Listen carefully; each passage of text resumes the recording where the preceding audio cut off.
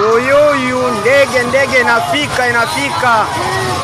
Nkuko mubibona rero nyuma y'imirwano ikomeye cyane aho M23 yahanganye na FARDC, abarundi, FDL ndetse n'abazalendo bakubiswe umugenda ku buryo budasanzwe cyane, ndetse M23 nyuma yo gukubita aduyi ku buryo budasanzwe mu kwerekana ko isigaye ikomeye mu buryo budasanzwe, nkuko mubibona kajugujugu zimwe mu ndege ubu M23 isigaye ikoresha ikaba yazanye abasirikare baje kongerera imbaraga abandi muri Kamanyola. Iyi kajugujugu yari twawe n'abapilote ba M23 aho bari kongerera imbaraga bagenzi babo mu buryo bwo kugaba ibitero bakazana abasirikare.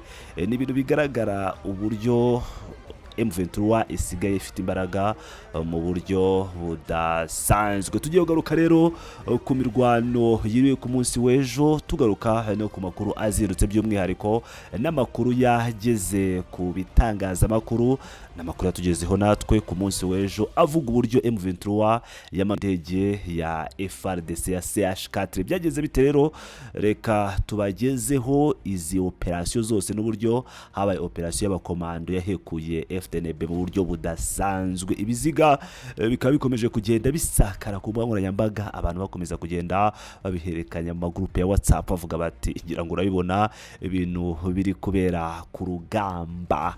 Tugiye kugaruka rero kuri updates zigezweho muri aka kanya. Nkuko mubibona M23 ikaba yazanye indege ya kajugujugu mu kongera imbaraga ibitero bya offensive cyangwa ibitero byegera imbere, atari ukwirwanaho gusa watewe, ahubwo ngubu noneho no gutera. M23 rero nkuko byakomeje kugenda bigaragara ku mirongo y'urugamba ndetse n'amavideo yakomeje kugenda aherekanwa ku mbuga nkoranyambaga agaragaza imodoka, amakamyo yuzuye abakomando berekezaga hano muri Kamanyola ndetse no mu bice bihegereye ba M23. Ibi ni bigaragaza imbaraga M23 isigaye ifite ku rugamba. Ibi kandi bikongeraho ubwato bwagaragaye ku munsi w'ejo no ku munsi w'ejo bundi bwari burimo abakomando aho bamanukaga mu kiyaga cya Kivu berekeza ahepfo, ndetse amakuru akavuga ko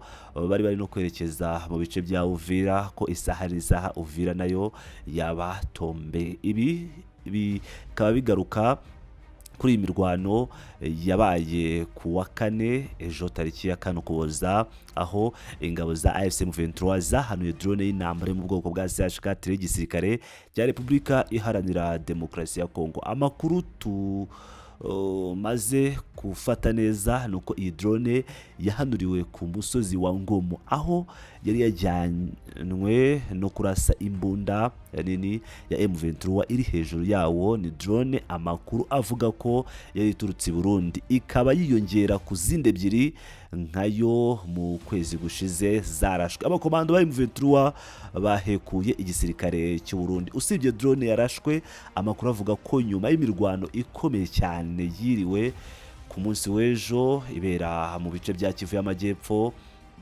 ndetse no ku munsi ubanjirije ku wa gatatu Ukuboza 2025, byabaye ngombwa ko M23 ikora operasiyo ya gikomando yasize yishe ingabo nyinshi z'abarundi. Izi ngabo zari ziriwe zirasana nayo zikoresheje imbunda ziremereye mu kurasa mu bice bya Kamanyola na Katogota. Ngira ngo abakurikiranye isinywa ry'amasezerano ya Washington mwabonye uburyo Sebarundi yavugaga ijambo asa n'utitira, ndetse mbere yo kuvuga ijambo ubwo abandi bakuru y'igihugu bari begeye imbere bagiye kuvuga ijambo, ubwo ndavuga Lorenzo kuko ariwe wabanje mu bakuru b'ibihugu bari aho ngaho batari Perezida Paul Kagame na Tshisekedi.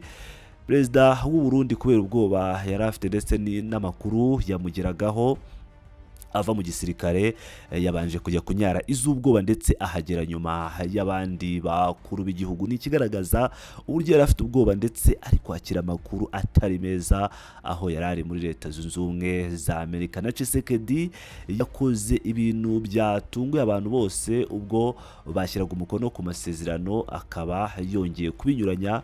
Abantu bakavuga bati uyu mugabo ashobora kuba ari kwakira amakuru atari meza, ndetse ibyo yasinye akaba atabyumvaga bijyanye nuko ubwo bazamuraga ibitabo byari birimo Amakuru bari gushyiraho umukono. Abandi ubwo ndavuga Perezida Paul Kagame na Trump bakaba bazamuye, ubundi Chilombo we nawe akazamura ariko abumbye igitabo, mu gihe abandi bari bakimara gushyira hasi bagiye guhaguruka nibwo yabumbuye. Abona ko ibintu bikomeye cyane. Dusubiye ku rugamba, amakuru atugeraho avuga ko mu masaha y'ijoro abasirikare kabuhariwe ba M23 bateye ibirindiro by'ingabo z'u Burundi byari mu gace ka Ruvungi, bica abasirikare benshi bakoresheje intwaro gakondo. Amakuru avuga ko usibye abasirikare bishwe kandi hari n'ababarirwa mu ijana baba bafashwe miri. Ingabo z'u Burundi mu kugerageza kwihimura kuri uyu wa kane ziriwe zirasaba ubuhumyi mu bice bitandukanye M23 igenzura, by'umwihariko mu mujyi muto wa Kamanyola aho ibisasu byazo byashenye amazu y'abaturage ndetse bamwe bikabica mu gihe hari n'abakomeretse. Kuri ubu amakuru avuga ko imirwano yo kuwa kane yasize M23 yigaruriye uduce twa Butuzi na Kahembe two muri sheferi ya Kaziba, ndetse mu masaha y'umugoroba abarwanyi b'uyu mutwe bari bamaze kugera mu gace ka Nubumbu gaherereye mu birometero bike uvuye mu duce twa Ruvungi na Rubarika. Byango murumva rero ibijyanye n'uburyo abasoda b'u Burundi bakubiswe umugenda bagakubitwa mu buryo budasanzwe, mu buryo bwa gikomando bakunze kuvuga ngo accordingly, bakaba yarahunzwe mu buryo budasanzwe. Ingabo rero za Repubulika ya Demokarasi ya Kongo na Wazalendo n'Abarundi bakaba batsinzwe urugamba rw'umunsi w'injyanamuntu. Nk'uko amakuru atugeraho, ni amakuru aturuka muri Repubulika ya Demokarasi ya Kongo nk'uko dukomeje kubibagezaho. Iri huriro ry'ingabo za leta ya Repubulika ya Demokarasi ya Kongo na M23 ryakomeje kubera intara ya Kivu y'Amajyepfo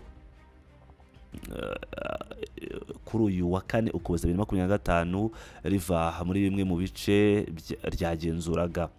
Ibyo bice byo muri iyi ntara birimo Katogota, Ruvungi na Rubarika muri teritwari ya Uvira na sheferi ya Kaziba muri Warungu, bimaze iminsi 3 bibiramo imirwano ikomeye ihanganishije iri huriro na M23. Ingabo za Repubulika ya Demokarasi ya Kongo, iz'u Burundi na Wazalendo byarashe ibisasu biremereye muri santere ya Kamanyola hafi y'umupaka uhuza ibihugu bitatu ndetse no muri Kaziba. Amakuru atugeraho nuko hari ibisasu byageze ku butaka bw'u Burundi muri teritwari ya Kabare. Wazalendo baturutse mu misozi ya Kajeje binjira mu duce dutandukanye two muri santere ya Mudaka, barasa amasasu menshi mu rwego rwo guca igikuba mu baturage. Wazalendo bishe abaturage babiri bo muri Mudaka bakomeretsa abarimo abanyeshuri 3 biga mu ishuri ryisumbuye ryo muri iyi centre. Bahagaritse ibikorwa by'abaturage birimo ubucuruzi, bafunga umuhanda uhuza iyi centre n'ibindi bice birimo Bukavu. Imodoka zanyuragamo zimara amasaha menshi zabuze aho zinyura. Abarwanyi ba M23 baturutse i Bukavu bageze muri centre ya Mudaka birukana Wazalendo banafungura umuhanda wari wafunzwe. Umuvugizi wa M23 Lawrence Kanyuka yagize ati kuri uyu wa kane tariki ya 4 Ukuboza 2025 saa 3 z'igitondo muri Mudaka muri Kivu y'Amajyepfo izi ngabo zarashe ishuri ziteza impfu n'inkomere zirimo abanyeshuri b'inzirakarengane ubwo bari mu masomo mu gicamunsi. Kandi abarwanyi ba M23 bakuye ingabo za Kongo na Wazalendo mu misozi barimo ahubwo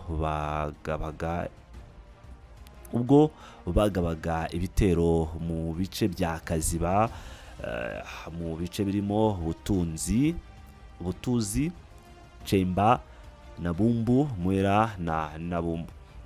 Nk'uko byagenze mu minsi 2 ishize, ibisasu byarashwe mu duce twa Kaziba nka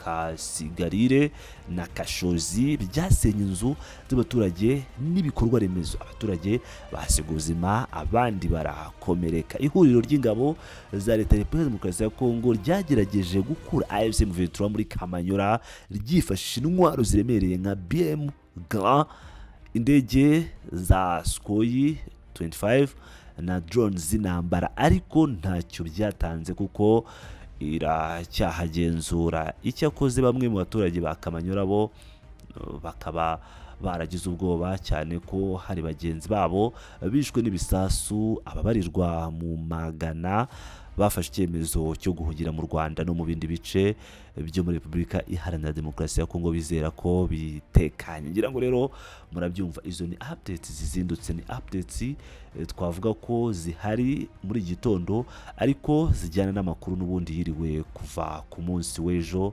Nk'ibisanzwe ni Pilot News TV, mukomeze mane nanjye.